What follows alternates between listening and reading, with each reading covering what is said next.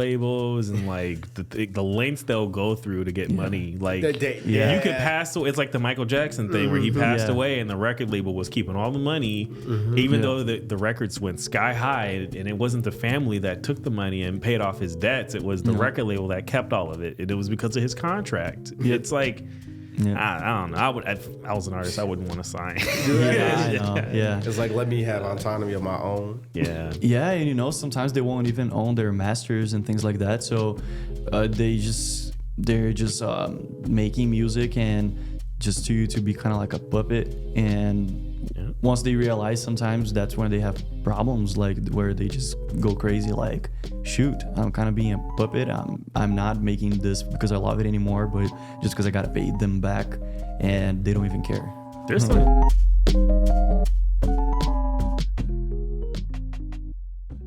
Welcome to Chocolate Espresso Podcast. It's your boy, King Dez. Woo! And I got for me an interview. I'm actually doing an interview, guys. I made it. Thank you, Mom. I got, of course, Noir here. He's already leading everything, so but we got my boy, the one and only BL. Thank you for coming out, man. Thank you for coming out. Go ahead, say hi to the camera. Let them know that you love them. What's up, guys? I'm BL. And then Noir, say, hey, what's up? What up?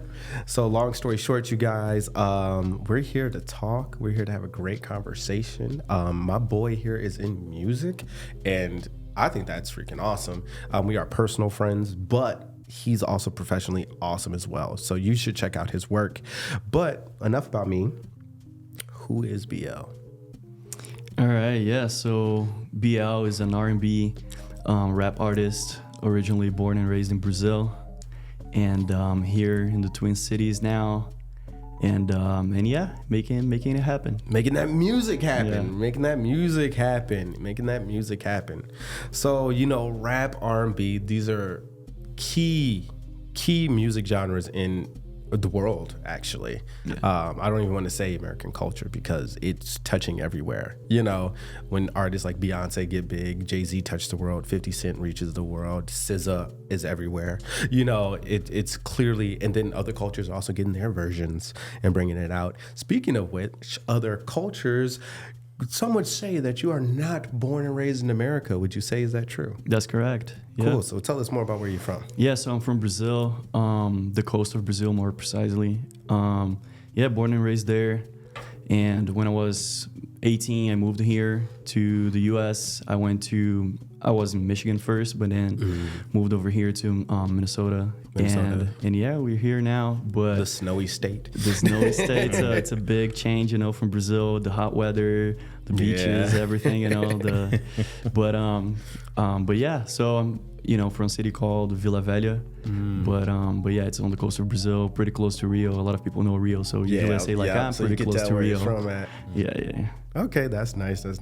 Where? Me? Oh God, too soon. I got an interesting question for you. So, a lot of people say R&B is dead. How do you feel about that? Definitely heard that before. Yeah. I feel like it has changed over the years for sure, and has adapted. And there's definitely it picked up a lot of influence from like hip hop and other areas, right? But I would say that, myself, and I see a lot of other people too, trying to bring back that, 90s, early 2000s, Y2K R&B. So I wouldn't say it's dead, it's definitely changed, but, there is where everything started. So people are trying to mix in and bring those things back. So bring the essence back. I feel like that's what people sometimes miss about music. Is more of the essence and just how it made them feel back in the day. So yeah, that special feeling that music brings. Man. I think R&B died when they stopped doing the prayer hands and the white hands. You know what I'm talking about? You see those music videos and they be like, walking the hallway in the school, the chick behind you. When you had that pan, you had that beeline pan and the candles in the background. And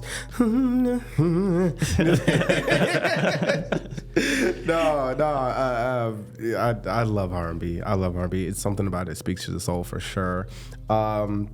And to go further in, you know, choosing R&B and rap as your forms of expression is not easy. People don't talk about all the different ways artists express themselves. Art itself is such a big umbrella that literally encompasses the whole world. What would you say, like, what made you like choose like music? What made you say, like, if there's something I want to leave a mark on the world with, it's putting my voice and my thoughts out there in the form of music?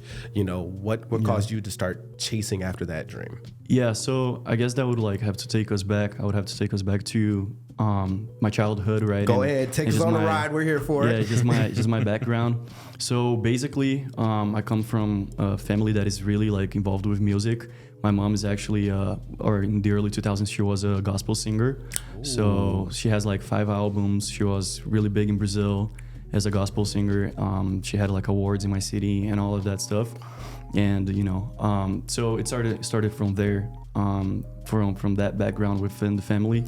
And, you know, my aunt, my mom's sister, she's also a songwriter and a vocal producer. So, you know, she has songs throughout the whole world with a bunch of different artists. Wow. And they've been doing that for like over 20 years. Well, now they stopped, but most of the career was in the early 2000s. And so it started from there, you know, just so early age, just most of my family involved with music. That's how, you know, I just got introduced to that and just, I guess, running my genes or, right, you know, right, definitely, just feeling for it. Definitely, because the whole family showing and exhibiting aspects of having clearly talent, because you don't get awards and be able to contact with people around the world for no reason at all. So like, that's crazy. Do you feel like that was, you know, some people get, you know, overwhelmed. They're like, dang, if they're up here, like I have to be up here, otherwise I'm not going to do it at all. Have you ever felt like that? Yeah, you know, like I definitely have career aspirations and people that I look up to, and I think like, oh man, if you know, I kind of want my career to be like that. So there is definitely, you know, a bar that I set up for myself and somewhere where I want to reach. And, you know, I guess it definitely goes way beyond what my family has started. So I feel like it's just kind of my responsibility to just take that baton and just, you know, like take it ahead or take, you know, farther than what they did. Right. So use it as like a foundation type thing. Exactly. Yeah. Nice. So is it like, would you say some of your music is church based? Mm-hmm. Yeah, so there is definitely like on my singing just naturally there is that church vocals and, you know, church choir kind of on my background vocals, harmonies and things like that, just because that's how I you know, started. So it's definitely heavily influenced by, you know, my church music and just harmonies and being able to harmonize. It all started for me there. So yeah, definitely. Being in them young school choirs and they sung every holiday. I remember them times. So then cool. So you've told us who you are. You told us a bit of your background. Now, on the other hand, just with your inspiration in music, there's so many different players in music nowadays. It almost seems like everybody's cousin, auntie, mama, granddaughter, baby, grandfather, then put out an album, right? And they might have one good track, you know, but it's like, it's such a full field of competition. Very competitive. One of the most competitive probably in history of careers to do. Would you say music is like starting to sound the same because of that? Like, you know, because now there's like a theme, like there's subgenres and genres now, and everybody's trying to be put into a box. So how do you feel about that, like regarding other artists? Because obviously you represent you well, but when you're hearing music out there, do you get like, yeah, this is the same guy? Right. Yeah. But I do get to, you know, I do feel overwhelmed sometimes, or just like kind of, you know, it just doesn't, some songs nowadays just don't bring that excitement anymore to me, rather than like, you know, some years back I would listen to a song for the first time and I'll be like, wow, love it, you know, love it. And nowadays I don't feel that anymore. But I would say, honestly, to me, that's not because there's a lot of people doing music, but honestly, I feel I get a lot of that from bigger artists nowadays. I'm just like kind of saturated from some bigger artists that nowadays I've been listening a lot to underground and just artists that haven't like popped out yet or popped off yet, you know, like, so they still kind of like on the beginning of their career, but like they just really dope, like they just really good. Of course I can hear the influence, you know, from bigger artists that they have, and that's just natural because we grew up listening to those people, so we have you know, those influences, but it's just kind of like, it sounds fresh to me. So rather than, you know, with the bigger artists, I've been feeling saturated and it's just like, all right, I already seen you doing that. Can you do something different? Right. You know, like here's this young dude, let him clean my palette, kind of. Right. Because I see a lot of, you know, just the same big artists just kind of doing the same repetitive thing, and I'm just waiting for like fresh water, you know, something fresh from them. And I don't get that. Rather than with a, you know, underground or coming up artist, I'm able to get that, right? Like, they feel different. They feel new. They got their confidence and their swagger that they're putting out. They have their new ideas. You're doing your thing. That's your thing, and that's cool. But what else is out there, right? Plenty of fish in the sea, metaphorically. True. Yeah. Right. So if there's artists that all sound the same to you, like what artists are inspiring you right now? Yeah. Right now, you know, there is some artists. If we're talking like major artists, then there's definitely Blacks. It's like on repeat on my phone, on Tams on repeat on my phone, you know. And you know, like you know, out of the major artists, like Don Toliver too, for sure. Oh yeah, Don Toliver. I can't lie about that one. But like smaller artists that are coming up, you know, there is Kari. There's this dude called Kari. Really, really good. And there is Breezy. There's this dude called Breezy, really good R&B artist, and I think it's pronounced. There's this other dude called Chico Russ. That, you know, it's pretty dope too, pretty dope stuff. So like pretty dope R&B, and definitely inspired me. You know what? Okay, I can't even lie. That's cool. So there is the question, right? When you have gone through your career, and I'm pretty sure you've gone through ups and downs, right? Not everything has always gone your way. Maybe there's times, me, as you already know, which y'all won't know until I drop something better. But, you know, I've also experimented with music too. And there can be this sense of imposter syndrome. There's like this sense of like, am I good enough? Do I need to be putting stuff out here? Like, just as it is competitive, it's also highly critiquing. Like, you're going to be competitive against the best artists, but then also the people who don't mess with your music will call, you will get all kinds of names given out of the Holy Bible. That used to be the go-to insult. like literally, like really, like that was. Now I guess it's like TikTok artist. Oh, he's a TikTok artist. Right, like, you know, literally popped off from like, TikTok. Yeah, like if you're a TikTok artist, it's almost like that's used as an insult because it's like, yeah, you're not good enough. You're just you niched, like, you know. So for you, trials and tribulations. Can you give us a little journey of what it's like to be BL going through his ups and downs? Yeah, for sure. You know, that's, you know, I believe that like every artist, like everyone, or most artists know they need to be confident, right? And some of them truly are confident. Others are just kind of putting on a face like that I'm confident. But regardless if you are confident or not, I feel like you still go through doubts. And because there is always like, I would say myself, like speaking of BL, like myself, I'm confident, right? And, you know, I've got people saying things that don't faze me. But now I do have people that I have around me and I really care of what they think of my music, right? So whenever I want feedback, I go to them and I'm like, how do you feel about this? And it's tough because sometimes, you know, what I like is not what they like. But I still respect their opinion, and that's why I'm seeking for it. You know, that's where my confidence comes. It's like from doing what I like, and, you know, of course I built over the years confidence, right? Like just, you know, pursuing music, and, you know, you see around like, okay, yeah, I can do this, you know, and, you know, compliments feel good to everybody, but yeah, for sure, you know, that's something that every artist battles. And for myself, there's certain people that I look up to, and, you know, I want to know what they think, and that's how I go through it. I try to block all the other things that the people he say, she say. You know, yeah. There's, like I said, some people won't face me whatever they say, but yeah. You heard that? You can't block his blessings. That's right.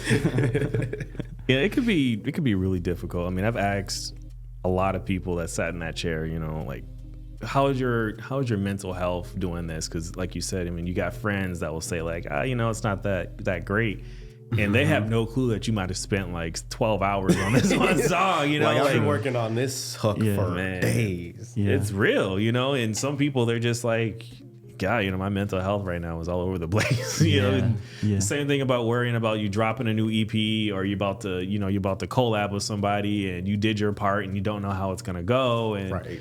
It's difficult. I mean, do you feel like you have a team in your corner that's helped supporting you on all aspects of your art? Oh, 100%. Shout out my boys back in Brazil there, Luis, Bruch, Saito. So those are just some of my friends in Brazil that we are like always in touch. We got our group chat, Discord group, everything. Like we're always in touch, always cooking up and doing like studio sessions and things. So there's definitely people that has got my back, and yeah, my wife too, she's always there for me. Like she's hi sis. Yeah.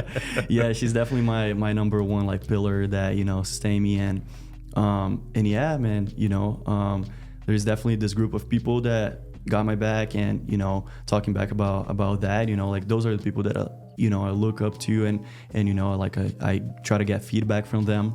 So yeah, so for sure, These people, yeah.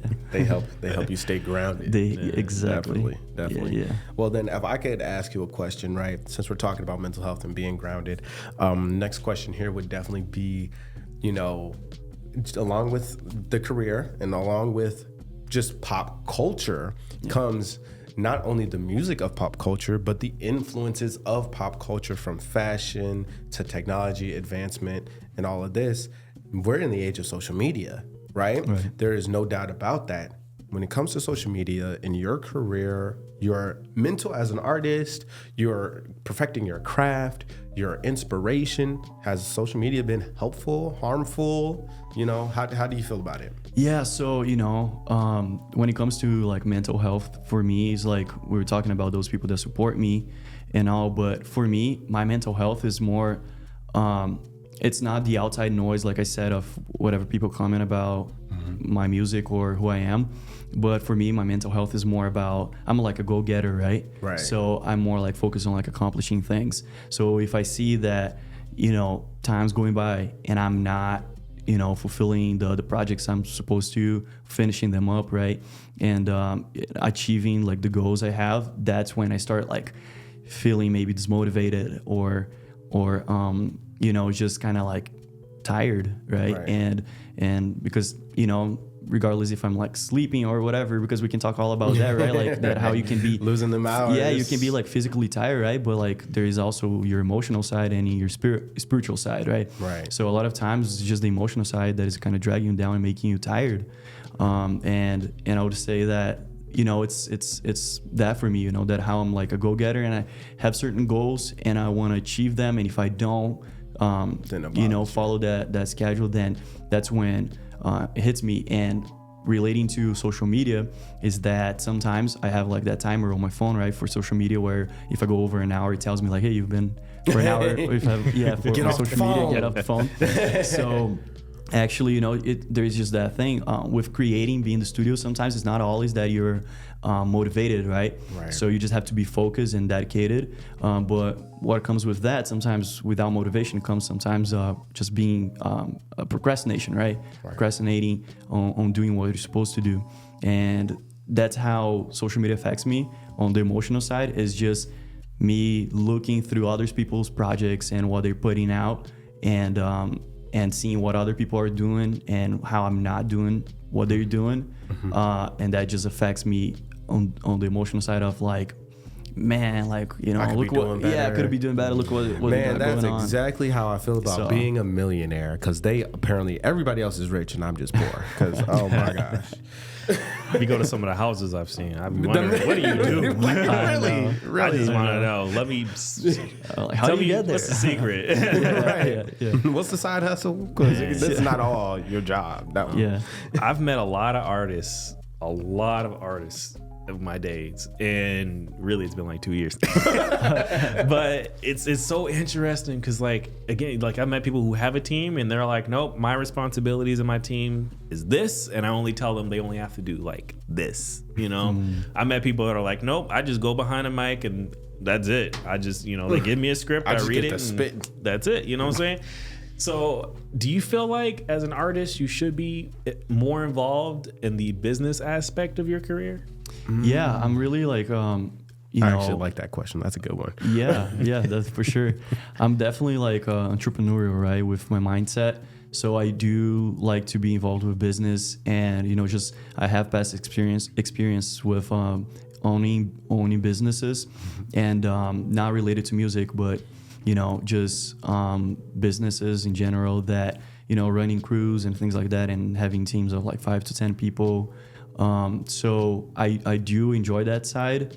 It's definitely something that I need to keep on track of, like having balance with, like, now I'm on my creative mode, now I'm my business mode, right? So, but I feel like I have a really good balance on that, right? Like, where, you know, I can be creative and just kind of mixing things. Like, it's, for me, it feels just like more like a one thing than, you know, like I feel like I bring creativity to my business side. So yeah, so. Nice. Yeah. Nice. Oh, that's nice. what's up. That's nice. I feel like that's a thing that a lot of people don't consider. It's always this, sign to this label, get this loan for a couple $1 million. I know. I want people to know. And they think it's going to be all sunshine and rainbows from that point forward. And it's like, no, that's when it really kicks up. That's when it's like, okay, are you really about this thing or not? Because you're going to be put in environments, put in spaces. Your name's going to be put out there, and people are going to give their 2 cents. That's when you're really getting thrown to the wolves and to the fire. And coming with that, what about, like, that can wear and tear on anybody? Yeah. Do you feel like, because, you know, you're definitely not old, right? But you've had experience and exposure when you were younger. You've been a teenager into it, a young adult. And now, not to throw your age out there, but we're getting older. Would you say age matters in this career, in this industry, and how so?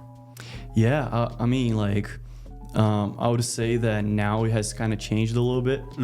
I see a lot of people that are like I'm not in my 30s, I'm 26, but you know, like, I see a lot of people that are in their like 30 something, 35, and like they're making it happen.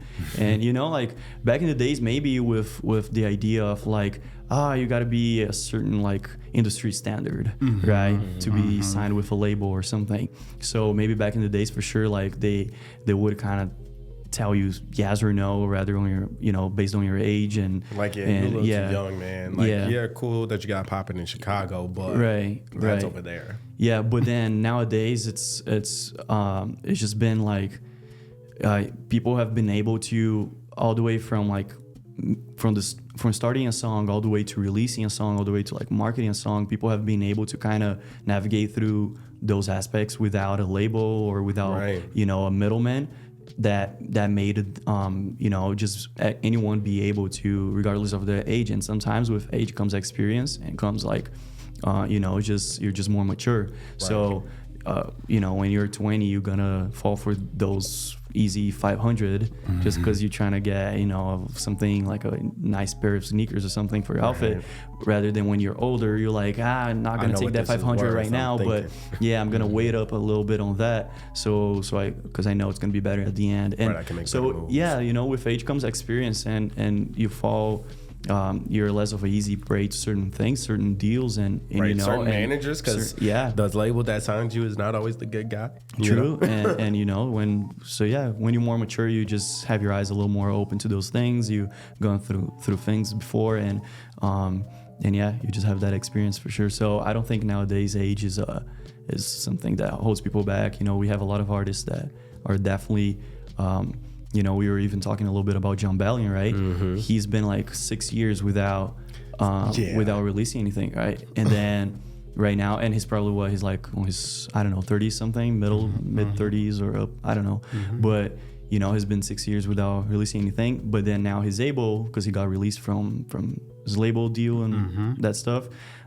So, you know, he's coming back strong and more mature and more ready and more hungry. And you can hear it in his music. And even in the singles that are dropping, the singles that he's dropping are like hits. Like, and so it's like, you know, he's definitely come back with a vengeance. And congrats to him. Shout out John Bellion. For real. Yeah. Do you feel like a lot of artists tend to lose themselves when they go into like a booth? That kind of makes like you say, like you got a second identity. Like that ain't you. Like Eminem had to come up with like 3 different identities because he couldn't find competition. You know what I'm saying? Like, you know, people sometimes, like I feel like people lose themselves, and like sometimes it's just the environment. You know what I mean? And if that's the case, like, what is your ideal work environment? Yeah, man. You know, so besides, you know, singer, songwriter, I'm also a music producer. I produce myself, make my own beats and stuff. Sometimes I have a friend of mine, producer too, and hop on his beats, you know, or hop on other producer beats. But I like to, you know, get my hands down to the beat making part. And I love also sound engineering. So I also do my mixes, my masters. So just, you know, the whole process of making the song, I totally enjoy it, right? From the process beginning. From making up, like, you know, the sketches, or, you know, finding the melody and just writing the verse or whatever, all the way to the polishing it, right? Making mixing and mastering it.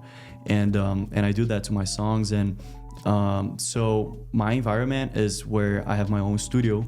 I got my guitars there, I got my synthesizer, I got my Logic, all my gear, everything that I need, and set up, you know, some moody lights, all of that, you know. I like to, you know, set up a little diffuser or something. Some smell really helps, you know, like with just the mood and stuff. And I just like to have my hands on the gear and everything, and I'm at ease, you know, just chilling there in the studio, enjoying, and just letting that, you know, the creative juices come up. And sometimes I warm up to it, listen to some artists I love, and just, you know, seeing what they're doing, and just try to get some inspiration from there, start playing around the guitar, coming up with some melody, and then it just kicks up, and then just goes and goes when I see like I have a full-on song, you know. So yeah. All right. Well, then if I could pick your brain a little bit, right? I want to have a little fun here. For you, just a small question, then I'll try to see if I can give you a bigger one after. But is there an emotion or a mood that you feel describes you, like really embraces you? Like for me, one of the things, you know, I call myself King Dez, but, you know, my thing is like elegance, royalty, and mystery. Like I love playing around with imagination, sci-fi, fantasy, wizardry, all that stuff's appealing to me. So if I could say abstract, I'd probably say that for myself, right? Yeah. So what would you say is one for you? For me, like one of my favorite feelings is, I would say like nostalgic. I really love whatever makes me feel nostalgic. Like brings you back. I have so many deja vus, bro. I can't even tell you. Like, it's He's weird. like, I've lived this life before. I haven't had a deja vu here, but maybe soon, you know. Like, but yeah, just I would say something that describes me too is nostalgic, just because, you know, I'm you know, like I have all these influences, right? You know, lived in Brazil, grew up there, come from that background, and then I come here and I'm able to see things here and learn it. Different life. Yeah, different life, different language. But I'm really like, you know, I'm really like diverse too. I'm able to adapt, right? So that's another thing, like just being able to adapt. So I would say nostalgic and adapting. But why nostalgic? Just more because I'm able to get that background of where I come from and like what I like, and putting towards my music or just who I am, and still being able to adapt to the place, right? And to the people that I connect and meet, and you know, that's how I kind of focus my songs too. My songs are usually just like, you know, sometimes I'll be talking like like you were saying right now, like be a millionaire, right? So sometimes I'll be talking about that, about money or whatever, and what I see for the future. But I try to use my history or my past, but kind of pointing out to the future, right? So I like to see like a timeline, right? You have the timeline have like dates, and then you have a little arrow that points to the future. So I kind of like to see like that, like where I have all this history, my background, or everything that makes me myself, and then I just make it all that together and point it to the future. So like project it onto your future. So sometimes I'll be talking about something in the past, but then I'll bring up something that I hope for the future in my songs and just how I perceive art or songwriting, things like that. Yeah. Right. Like taking your past with you. Yeah. I like that. I like that. Yeah, that makes the music feel more like a journey. Yeah. If I would say so myself. So I do like that. Anything from you? Yeah, what on this part or? Oh yeah, go ahead. Yeah, man, I get it. When people say, "Can you describe yourself?" I'd be like, I don't know, pretty chill. Chill. I'm just a chill person. I don't overthink myself too much. I am who I am. I live. He's like, I'm alive. If I'm here, I'm here. I'm pretty satisfied. It doesn't take much. Nice. Yeah. Simplicity, they say, is key for clear reasons. True. And then to hit you with a bigger question. If a label was to approach you, would you say yes or no? And if so, what would be your reason why? Like, what would they say that would get you to say yes? Yeah. Dang, I mean, like, that's a good question just because I'm pretty big on that. Like we can talk a lot about that. Yeah, he was like, man, the dream situation. I got this. Yeah, bro. Like, I watch y'all like with this case of John Bellion right now. Just watched a podcast about him talking about his situation. I'm huge on Russ, and like Russ talks a lot about it.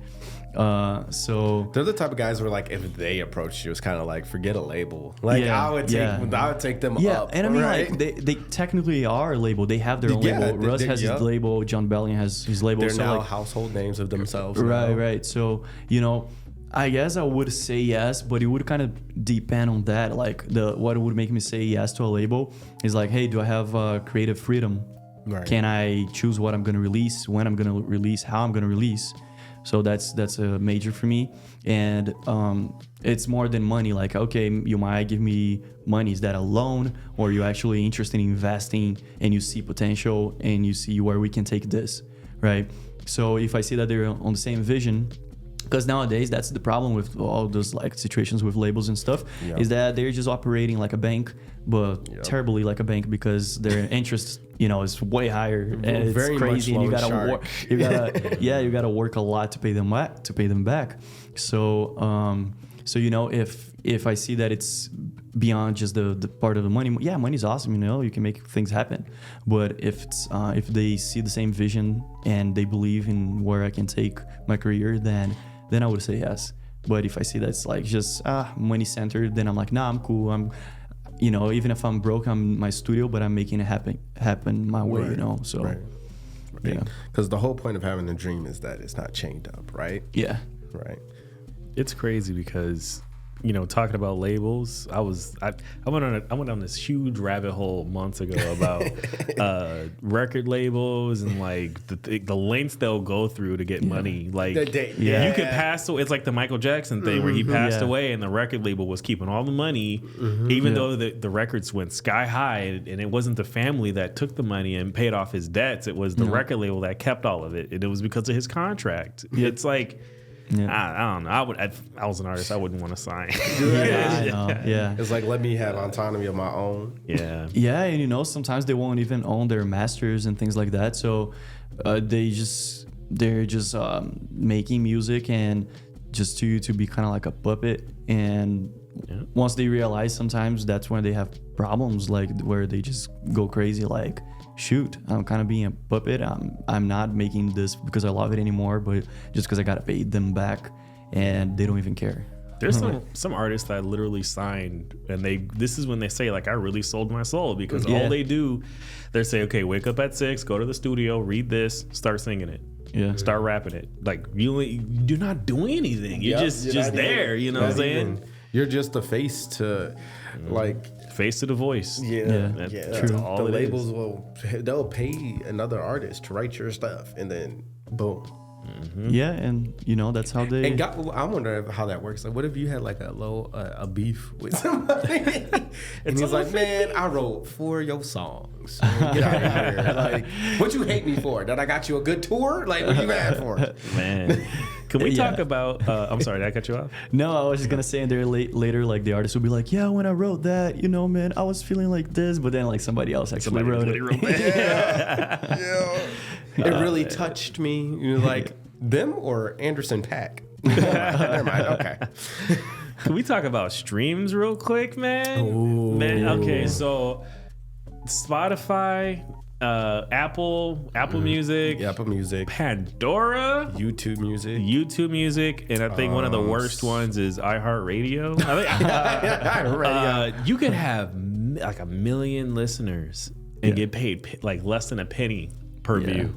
Like that. How you feel about that? Does that fair? Does that make sense? Come on, man. Touch bases. Tell me how you feel. That's I was just studying a little bit more on that topic because I saw these artists talking about back in the days, it was almost like easy for them to make like 20 grand right out of a record sale. Like, yeah, fine. And they were talking about how I make 20 grand out of this record, I can spend 5,000 on a music video. But now I make 500 out of this record. Now I can't even pay for album covers anymore. I gotta use AI, and like I gotta find my ways, or and actually maybe even go to that. Maybe even go to Fiverr or something, and hopefully somebody will do it for $50. Hey man, look, I got $10 for you. Just edit this photo. Yeah. So it's awesome to be to look at your Spotify and see there like 1 million monthly listeners, and you might be at that point already doing that for a living, but to be you want to expand, man, and see it as a business, and like start working on your merch, or like touring and things like that, and seeing other more ways, than just more than just streaming. And that's why you see a lot of artists that will songwrite for other people, because like rather than just having all their songs, now they gonna go and songwrite for other people, so they can get a little bit here, a little bit there, a little bit, because then with all those little pieces, you can make up a good amount. Something. Yeah. Right. But the thing about art too is like the starving artist is always said in every genre of art, every section of art, whether it's music, the drawer, the 3D designer. If anything, the 3D designers might be the luckier of the ones, right? Because they're the ones that there's at least jobs they can go into. The road for a hungry artist is oftentimes seldom at the beginning, right? Before you really get to see yourself rewarded for that type of energy. So shout out to all of those doing it for the love of the game, because you really are doing it for the love of the game, for at least for the beginning part, for sure. True. And also to go back to that AI comment, there's been, since AI has really hit the masses, oh boy, has it been a fun time. I've watched some of the most questionable videos I could have ever seen in my life. But they're like, AI's writing scripts, writing raps and poems now. AI Drake. And literally as a poet myself, because that's my background. My background is poetry. That's how I even got interested in music. It's, for us, there is a heartbreak of like, but there's not a soul behind that, right? But how do you feel as an artist? Like these people they can alter the voice, they can write the raps, and now we're getting to a point where AI is building songs. Like it's building already produced songs from just hearing it once, and then it's getting into trying to experiment and create. We're past that. They can mix and master now. They can mix and master now? Yeah. Oh. Yeah. No. Yeah, you can just, get your, like, even if you produced and then you recorded and then sing on it, you can just, like, there are tools that you just, websites that you can throw it there and it's going to be mastered for you. Wow. Yeah. Like, here, $25. Yeah. $25. Mix and master. So how you feel about the AI, though?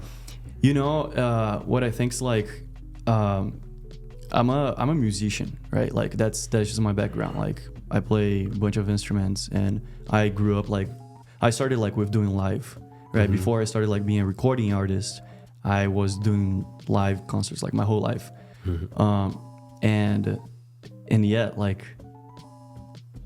So I got distracted by that. Man, that fly is crazy. Does not want to die. Like, but I'll go back to it. Yeah, no, the way I feel about that is like, so I'm a musician, right? And I started from like playing live before I was a recording artist. And so I think like this, it's cool. It's fascinating, right, to see how a computer can do something like that. Yeah, it is crazy. But at the same time, it's like that will be cool for streaming. You'll be able to like listen to a bunch of songs, but like what happens now with the live concerts? Like you can do that behind a computer. Can you do that live?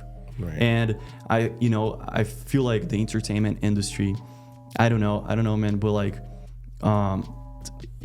it can get scary. When you start thinking of how far it can get, then you might think like, well, maybe in the future they might even be able to use AI to build entertainment stuff. Like I guess, but there is that feeling, and I feel like there's gonna have people that will always have that passion for authentic, for seeing someone up there performing, and rather like it's super cool whenever you see an artist, like you have that experience of just being face to face with the artists you like, and some people being able to meet them backstage, VIP passes, and they gotta put a whole concert together, right? It's like it's a whole concept, right? It's not just like, oh, I'm here and then I'm gonna sing some songs. It's like there's a whole visuals, there's like it's a performance, there's dancers, right? It's a performance, right? And so it's cool, the AI right now, like of like, okay, I can make a song and then put it to stream, but what can you do live? And I feel like that matters and has always mattered. People has always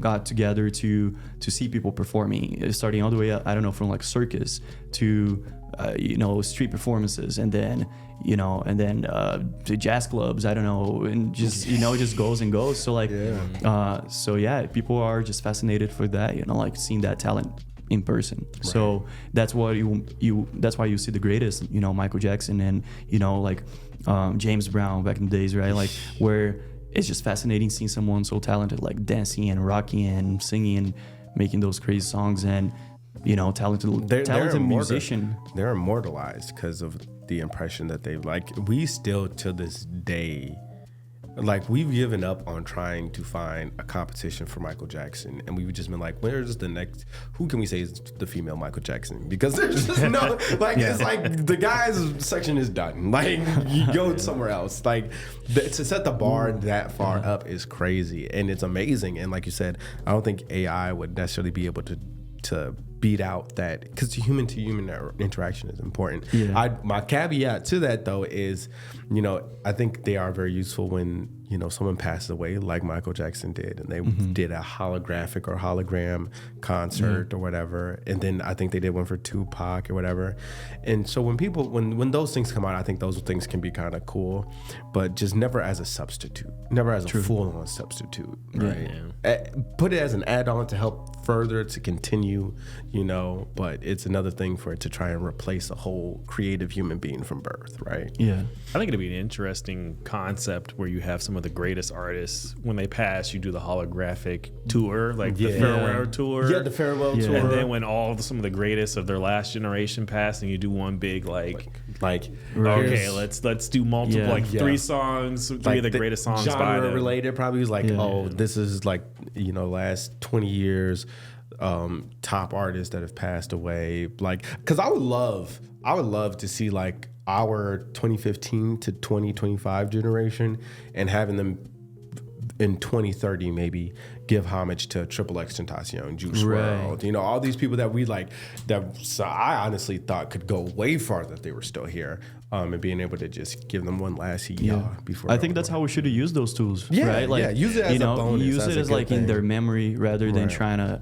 just kind of make it up. Like that would be super dope. Just as like, I don't know, like collect all the data from their performances, put it together and make it a show. And people that never experienced, like I would have loved to see Michael, perform. That's one of my dreams, you know, my dream right now, since I can meet Michael or see him performing, my dream would be like to meet Quincy Jones, right? His producer. So, but you know, seeing X live, that would have been awesome. So, monumental. so you know, that would be nice to get those kind of tools and just building something where you're doing something in their memory rather than kind of, you know, just trying to pretend like it's them, like, you know, like making a song that it didn't really come from their heart. Right, didn't come from experience, love, or their interpretation of an experience that they as a human being felt, right? Now, who's going to collect that profit, though? We all know it's going to be the record label that had them. It should go to the estate that has,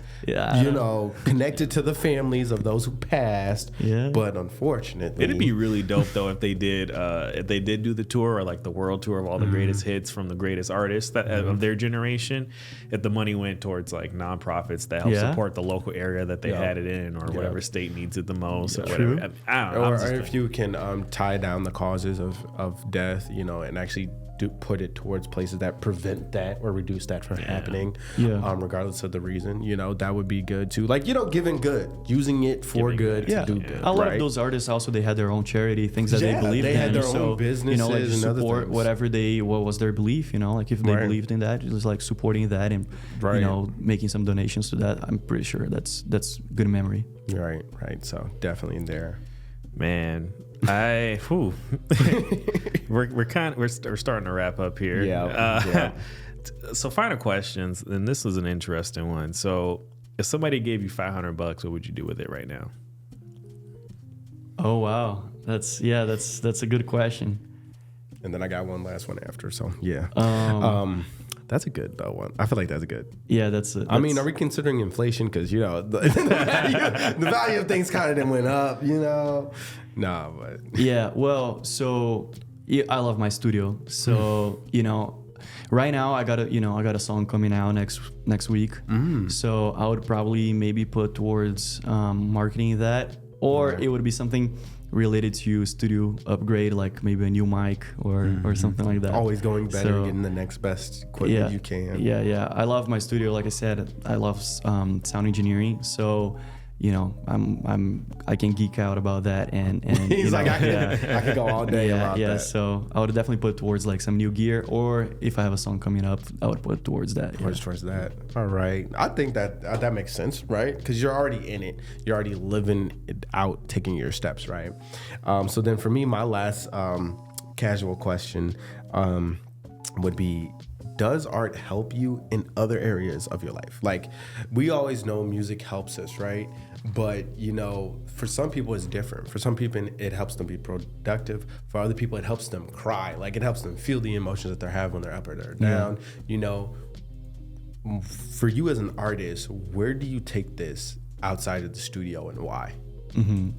Yeah, I need music everywhere, anywhere. Like, you know, if some people can study, like back in the days, you know, when I was in college or whatever, like some people can study with music. Like I had to study with music, you know, like I would go to bed with music sometimes, you know, like I would just put my headphones and put some music and like, you know, listen to something that inspires me and like, especially actually when I was learning English, I would listen to a lot of English songs just so, you know, there's actually studies that say that if you want to learn a language, just listen to music or something in that language before you go to bed. So you mean all these anime songs that I've been listening to? Yeah, I can learn Japanese. You're going to speak Japanese. It's like over. In a month. Promise. But yeah, for me, like there is this side of music of like I need it everywhere. It just, you know, it helps me just figuring out my mood. So however I'm feeling sometimes, like, you know, I'll play a song, but then I'm like, no, I don't feel like that. Like, and then I'll search for a song that I feel that way, and it kind of like makes me understand whatever mood I'm going through the moment. You know, if it's like rush hour, you know, I don't want to be stressed. So, you know, sometimes I'll just play something more chill, like an R&B and chill, whatever. Sometimes I'm like pumped. I'm going out with friends, so you know, like I'm excited to see something. So like I'm bumping something that makes me excited. But when it comes out of me, then it's definitely like spiritual. Like, you know, it helps me just. I also figuring it out my emotion, but spiritually, like kind of what I'm supposed to do or what I want to say. Sometimes, you know, like I can't really pray what I want to say, or, you know, I can say my prayers. So I have to just like get it out that way, like singing or just try to write a verse and you know, just getting out that way, my whatever emotion I'm feeling kind of, it's just, it helps me just put things together and be like, that's how I feel. Right. So. Right. I see.